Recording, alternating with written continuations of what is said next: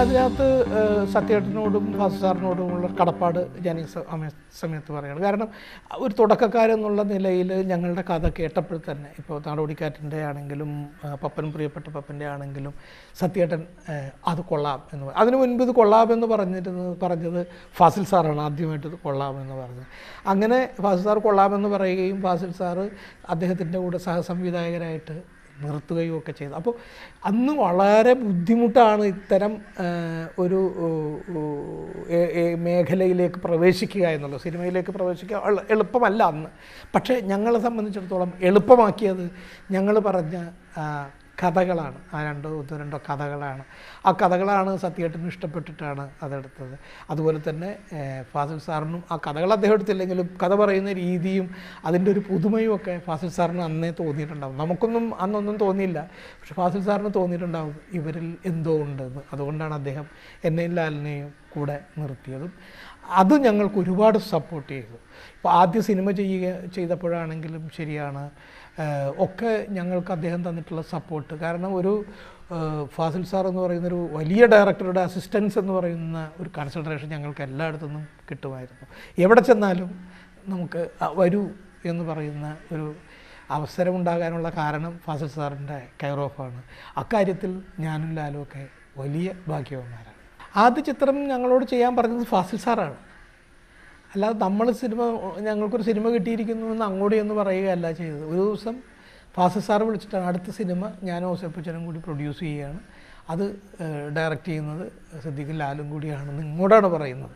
അത് എനിക്ക് തോന്നുന്നത് മലയാള സിനിമയുടെയോ അല്ലെങ്കിൽ ഇന്ത്യൻ സിനിമയുടെയോ ഒക്കെ ചരിത്രത്തിൽ വളരെ അപൂർവ സംഭവങ്ങളായിരിക്കും. അത്രയും വലിയൊരു മനസ്സ് സ്വന്തം അസിസ്റ്റൻസിന് പടം ചെയ്യാനായിട്ട്. അദ്ദേഹം അന്ന് പറഞ്ഞു, ഞാൻ തന്നെ കഥയും തിരക്കഥയും എഴുതി തരാം, നിങ്ങൾ ഡയറക്റ്റ് ചെയ്തോളൂ, നമ്മുടെ ഈ കമ്പനിയിൽ പ്രൊഡ്യൂസ് ചെയ്യുക. അപ്പോൾ അങ്ങനെയൊക്കെ ഒരു ഡയറക്ടർ പറയുക എന്ന് പറയുക, അതാണ് ഞാൻ നേരത്തെ പറഞ്ഞത്, ഒരുപാട് ഭാഗ്യം ഉള്ളവർ. അത് എൻ്റെയോ ലാലിൻ്റെയോ ഭാഗ്യമായിരിക്കില്ല, ഞങ്ങളുടെ രക്ഷകർത്താക്കൾ, എൻ്റെ വാപ്പയും ലാലിൻ്റെ ഫാദറും ഒക്കെ ചെയ്തിട്ടുള്ള പുണ്യത്തിൻ്റെ ഭാഗമായിട്ടായിരിക്കും അദ്ദേഹത്തിൽ നിന്ന് അങ്ങനെ ഒരു സഹായം ഞങ്ങൾക്ക് കിട്ടുന്നതും. പക്ഷേ അന്ന് ഞങ്ങൾ പറഞ്ഞു, സാറിൻ്റെ കഥ ഞങ്ങൾ ചെയ്താൽ ശരിയാവില്ല. കാരണം നമുക്കറിയാം ഫാസിൽ സാറിൻ്റെ സ്ക്രിപ്റ്റിങ് വളരെ വളരെ ഷാർപ്പായിരിക്കും, വളരെ ഒരുപാട് ഡീറ്റെയിൽസ് ഒന്നും ഉണ്ടാവില്ല, വളരെ മനോഹരമായ കുഞ്ഞു സ്ക്രിപ്റ്റായിരിക്കും. പക്ഷേ അത് എടുക്കുമ്പോഴാണ് നമ്മൾ അത്ഭുതപ്പെടുക.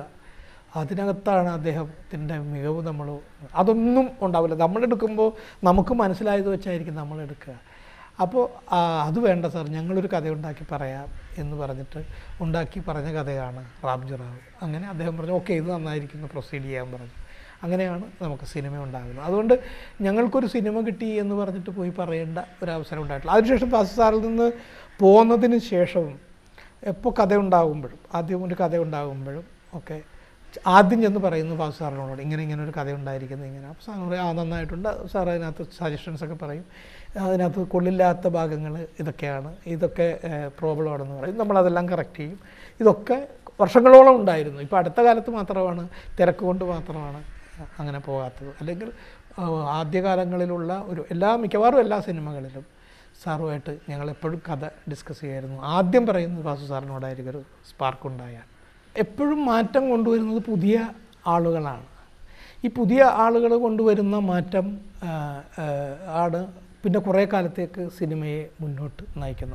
ആ കാര്യത്തിൽ ഒരു വലിയ ഗ്യാപ്പിന് ശേഷം ഇപ്പോൾ ഒരു നല്ല ഒരു മൂവ്മെൻറ്റ് ഉണ്ടായി വരികയാണ്. എന്ന് വെച്ചിട്ട് ആ രീതികൾ മാത്രമാണ് എന്നില്ല, സിനിമയ്ക്ക് ഒരുപാട് രീതികളുണ്ട്. അതും ഇവിടെ പ്രസക്തമാവും. ആ രീതിയും കൂടി ഇപ്പോൾ പുതിയതായിട്ട് വരുന്നു എന്ന് പറയുന്നത്. അതായത് ഒരു ബ്ലാക്ക് ഷെയ്ഡുള്ള സിനിമ എന്ന് പറയുന്നത് നമുക്കില്ലായിരുന്നു. നമുക്ക് അത്തരം ഒരു സിനിമ പറയാമെങ്കിൽ, ആദ്യമുണ്ടായ സിനിമ എന്ന് പറയാമെങ്കിൽ നമുക്ക്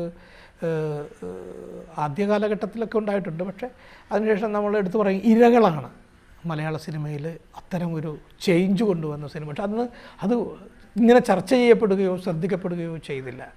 ഇരകളുടെ ഒരു തുടക്കമാണ്. അതിനുശേഷം ആ ഒരു രീതി നിന്നുപോയി. അതെന്തോ സക്സസ് ആകാഞ്ഞത് കൊണ്ടോ അല്ലെങ്കിൽ കാലത്തിന് മുൻപ് എത്തേണ്ട വളരെ മുൻപേ എത്തിയത് കൊണ്ടോ എന്തോ ആണെന്ന് തോന്നുന്നു. ഇരകൾ അന്ന് നമ്മളൊക്കെ കണ്ടിട്ട്, അന്നത്തെ യങ്സ്റ്റേഴ്സാണ് ഞങ്ങളൊക്കെ കോളേജിൽ പഠിക്കുന്നത്, ത്രില്ലടിച്ച സിനിമയാണ് ഇരകൾ കണ്ടിട്ട്.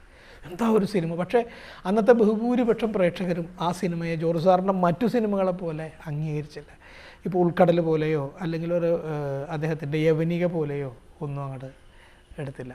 അപ്പോൾ ആ ഒരു ബ്രേക്ക് അതാണ് ഇപ്പോൾ തുടരുന്നത്. ഇതൊരു പുതിയ കാര്യമല്ല ഇപ്പോൾ ഇവർ ചെയ്യുന്നത്, അതിൻ്റെ ഒരു തുടർച്ചയാണ്. അപ്പോൾ ഇത്തരം മാറ്റങ്ങൾ, ഈ മാറ്റങ്ങൾ നമുക്ക് സിനിമയിൽ എല്ലാ കാലഘട്ടത്തിലും ഉണ്ടായിട്ടുണ്ട്. എന്ന് വെച്ചിട്ട് പഴയതെല്ലാം മാറുന്നു എന്നതിനർത്ഥമില്ല. പഴയതിന് അതിൻ്റേതായ മാറ്റങ്ങൾ ഉണ്ടാവും. ഇപ്പോൾ എൻ്റെ രൂപത്തിന് വന്ന മാറ്റം പോലെ, എൻ്റെ ശബ്ദത്തിന് വന്ന മാറ്റം പോലെ, എൻ്റെ പെരുമാറ്റത്തിലും എൻ്റെ അഭിപ്രായങ്ങൾക്കുമൊക്കെ വന്നിരിക്കുന്ന പക്വതയും മാറ്റം പോലെ എൻ്റെ സിനിമയ്ക്കും മാറ്റങ്ങൾ വന്നിട്ടുണ്ട്. ആ മാറ്റങ്ങൾ പ്രേക്ഷകൻ അംഗീകരിക്കുന്നിടത്തോളം കാലം എന്നെപ്പോലുള്ള മുൻകാല സിനിമാ പ്രവർത്തകർക്ക് ഇവിടെ നിലനിൽക്കാൻ സാധിക്കും. അത് ഔട്ട്ഡേറ്റഡ് ആകുന്നു എന്ന് പ്രേക്ഷകൻ വിധി എഴുതുന്ന ഒരു നിമിഷം വരെ എല്ലാവർക്കും ഇവിടെ സ്പേസ് ഉണ്ട്. അല്ലാതെ ഒരു പുതിയ ആളുകൾ വന്നത് പഴയതൊക്കെ തുടച്ചു മാറ്റുകയല്ല ചെയ്യുന്നത്. അതും ഉണ്ടാവും, അതും നിലനിൽക്കും. അത് എത്ര കാലത്തേക്ക് എന്നുള്ളതിനെ ആസ്പദമാക്കിയാണ് ഓരോരുത്തരുടെയും സ്പേസ് നമ്മൾ ലിമിറ്റ് ചെയ്യുന്നത്.